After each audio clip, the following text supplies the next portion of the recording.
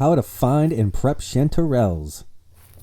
They're common across the globe, just waiting to be discovered. They're one of the most exciting to forage too because they stand out like a brilliant gold and yellow beacon in the landscape. They don't have any gills or pores and are pretty easy to identify. We'll cover what sets them apart.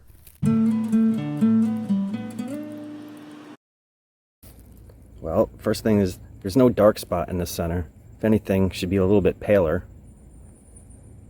There might be some deformities in the center, but that's fine. There's not going to be any rings on it.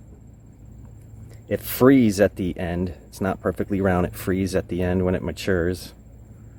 And these are false gills. They fork kind of prominently at the cap. They're not equal. They vary in length, and they're somewhat widely spaced. And they can be rubbed off. True gills can't really be rubbed off. And they're all white inside.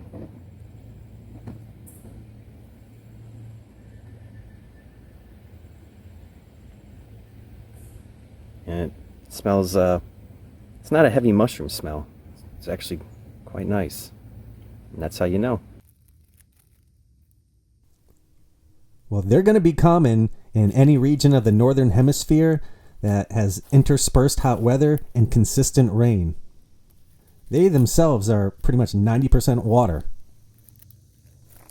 As far as seasons, they can be found in the Pacific Northwest, and that season starts in the fall and goes into the spring. And then in the Midwest and the East Coast United States, the season runs through the summer months, late spring to early autumn. They flourish best after rainfall when the ground is moist. They can thrive in both deciduous and coniferous forests. Oak forests are very successful. They form a symbiotic relationship with the roots of trees like oaks, pines, maples, birches, other hardwoods. Not white pines so much.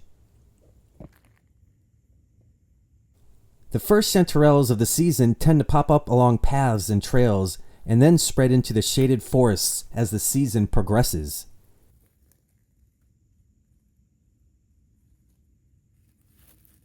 They really can be found in all varieties of terrains and hillsides and around bodies of water or around areas of water. They're very versatile, and you may find many other varieties of chanterelles in the same spot, like we have here. The black chanterelles, the black trumpet, the horn of plenty.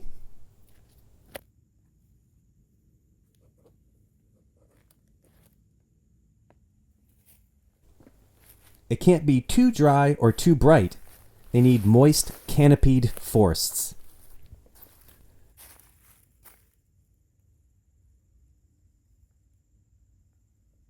They'll lose some of their distinct aroma when dried, so it's best to cook them when they're freshly picked.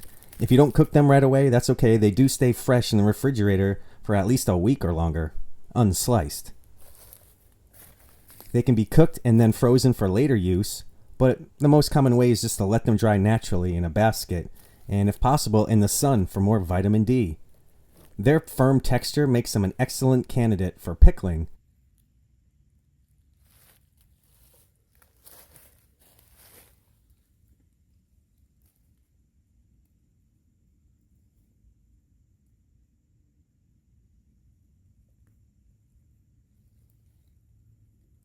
So remember, rainstorms are when it rains for days. That's what really starts setting the stage for the chanterelles, and all other mushrooms for that matter, to start growing and popping up everywhere. And if you have to travel and really hike or boat to your secret spots, and in your mind you're not sure if anything will be there or not, use your surrounding areas as a gauge. Do you see mushrooms in the yard or in people's grasses or in the woodland edges or in the woods anywhere? Has it rained heavily in the last month? If the conditions aren't right and you can't spot mushrooms growing anywhere in general, chances are you're not missing anything out there either. So don't give away your spot by going out there too much. Keep exploring. I'll see you in the woods.